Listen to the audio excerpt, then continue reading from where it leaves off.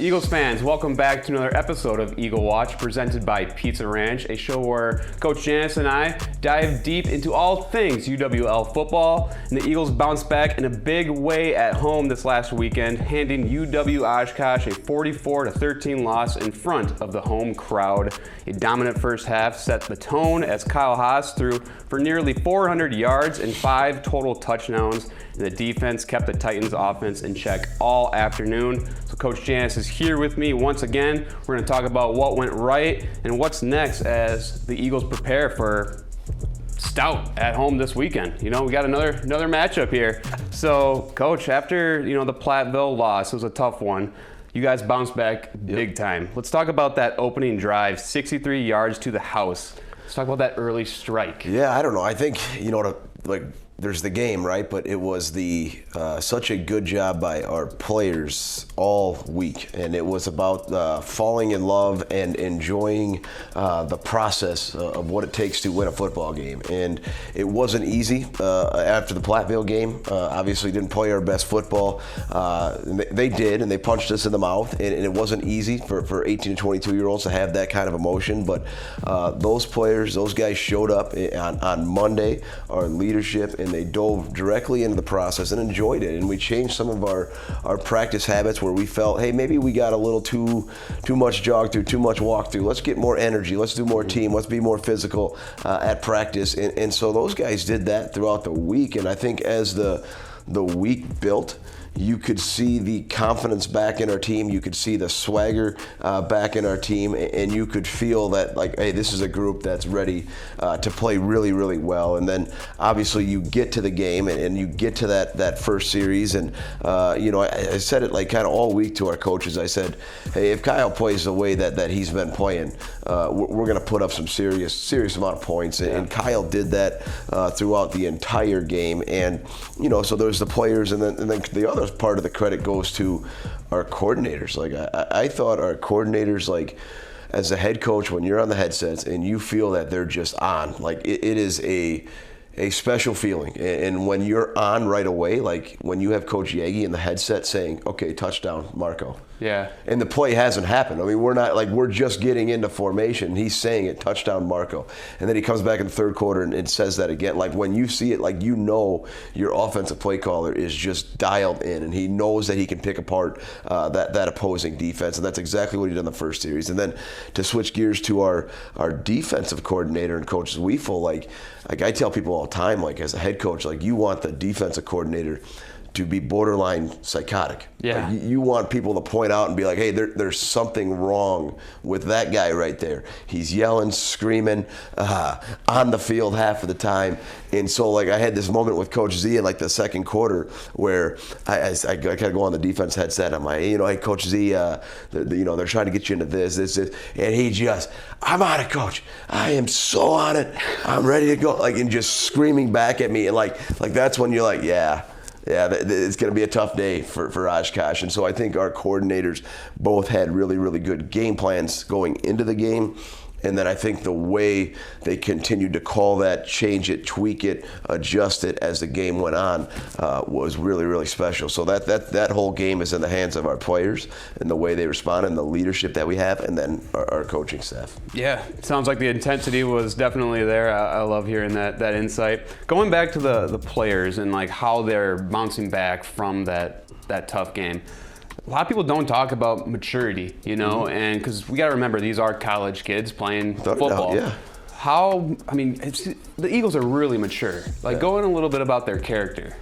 Yeah, I think with our program, and when you lose a game, you're able to reflect, you're able to try to reset some things, and within our program, I think what really resonated with our guys, with both our coaches and our players, we were able to diagnose the issue that we were having together. And I think when the players and the coach, when you present the players, here's our issue, and the players go, yeah, Coach, yeah, that totally makes sense. Let's fix that together. I think that's just such a special thing. And I think the issue that we were having, and it just kind of built, and it wasn't it was something that we talked about too much, but was just the stress and pressure. And that kind of builds up throughout the year as you play in ranked opponents and you play in ranked games, and you have people around the country talking about you all the time. And so I think what happened was just pressure started to build up, and we didn't address it. I didn't do a good enough job addressing it. And, so in turn, as coaches, we felt we had to be perfect. And then, like, the players, like, feed off of that, right? Like, the coaches infected everything else, where we're like, oh, shoot, I got to play perfect. I got to be in the perfect run fit. And they're not going to play perfect. They're going to make mistakes. They're going to screw up. Coaches are going to have bad play calls. And, like that's going to all happen throughout the course of a game. So I think when you can address that, talk about it, and be like, oh, and then they go, oh, okay, let's just play. Let's just go play. Let's play what we're capable of. Let's play UW lacrosse football. Let's play with that swagger. And I think that was, on Saturday, was a response of all that. Yeah, I love the response and the overall bounce back, because this was one of your most complete performances. It was this year. I'd say over 500 total yards, 437 through the air. I mean, what did you like most about the execution? Obviously, it was offensive and defensive side. Yeah, I think defensively, really proud of the way we handled the run. I thought 13 was a really good running back. I knew they were going to have some good stuff with number 1, so really proud of the way we were able to handle that. I thought we did a really good job on third down, and then I think we made some really critical stops. There was an interception, and they had the ball in the red zone. We held them to a field goal on defense. There was a fourth down stop that was huge, a couple third and short stops that were huge. So some really critical, big-time stops by our defense, and then offensively, we were able to really, probably the most impressive part about what we did on offense was the way we were able to extend plays and create explosive plays. I thought we did a phenomenal job on the perimeter of blocking as receivers, and when you're able to take bubbles and when you're able to take short, quick game stuff and turn it into not 5 yards, but 8, 9, 10, and those become a little bit longer because you're blocking, because you're creating explosives, like that's huge. And then that's going to, in turn, then open up down the field with everything there. Yeah, definitely. Congrats on the big win. It was huge. Yeah. How big was the home crowd there?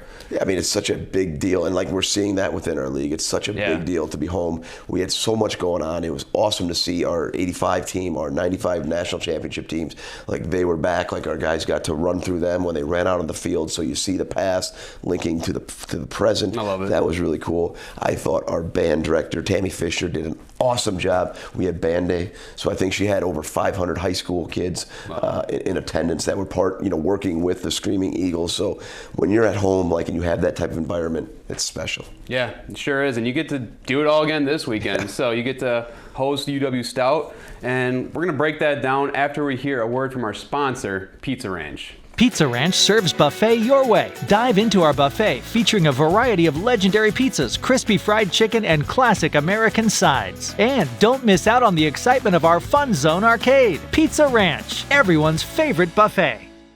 Ladies and gentlemen, welcome back to Eagle Watch. Matt Janis is joining me here for another episode as we're going to break down this next week's matchup against UW Stout. So, like I said, we're back at home here. Yep. What's the game plan? I don't know, back at home, another ranked opponent. It feels like a record on repeat here. But no, Stout is a fantastic football program. Really have been playing well. I don't know which part you want to break apart first, but I think, really it starts on offense with their quarterback, and the quarterback that they return at number 6. He's not one of the best in the league. He's one of the best in the country. His ability to not just be a true quarterback, but his ability to get the quarterback run game going, and then his ability to extend plays, break the pocket, extremely athletic. You can just see it. We've gone against him before. He's hard to tackle. He's slippery. He's hard to tackle. So we got just a whole plan. We got to have a whole plan just for him and the way he's able to use his legs, let alone his throwing arm as well. And then they have two of the best receivers in the conference, and number 1 and number 7, and they both complement each other so nicely, where one is that bigger target, can stretch the field, can push the ball down the field, can take your over-the-top shots with him, and he can do some underneath stuff too, no doubt about that stuff, but he is a vertical threat. And then you have number 7, who is more of your small, shiftier slot, who can take a bubble, make 2 guys miss, and all of a sudden it's a touchdown. Yeah. So we're going to have our hands full with their offense, and then defensively, they do such a good job of disguising what they're in that it's hard to sit there and say, oh, this is what they run. This is what they're going to give you for this formation, or this is the front they're going to give. They're in and out of odd and even fronts. They're playing a ton of different coverages, and then I call them their Mike. I think they call them on their two deep. They're Sam, number 51. Oh my gosh, we've been following them, with film. Mm-hmm. So like when we have an opponent, we watch when we had Oshkosh, right? We're watching Stout's defense because we're watching Oshkosh's offense. So we've been kind of following Stout with the way who we've been playing. So we've had a chance as a defensive staff to watch Stout's defense, and oh my God, is 51 fun to watch? I mean, he just plays like a jerk, and that I mean that in the sincerest way. Like he is physical, he is everything that you would want in a linebacker, and he's just cleaning people's clocks. Like the guy is a stud. On top of that, along with that one of their safeties, number 5, like they're just doing such a phenomenal job and playing at a really high and physical level on defense. Yeah, I mean there's nothing like November football too. I mean this is the first game in November here. What's the energy like in the locker room? How big is November football to you guys?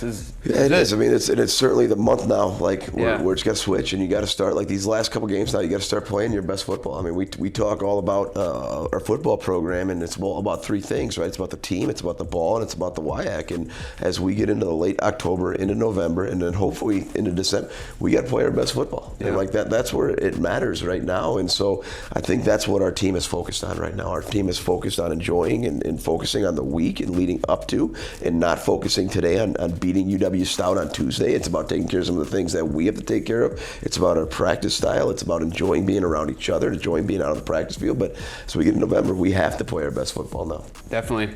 Catch the Eagles this Saturday at 1 p.m. Coach, anything you want to say to the fans? Bring the heat again? No, get out there. We need you. We without a doubt need you. Our home atmosphere is so special. Get out there. You got a first place matchup in the WIAC in November. 2 first place teams going at it. We need everybody in lacrosse there. Get there. You know where to go. The Eagles move to 5-1 on the season. After that statement win over UW-Oshkosh, it should be a really exciting matchup. Yep. So, Coach Janis, thanks for joining me again. And as always, go Eagles. Go Eagles.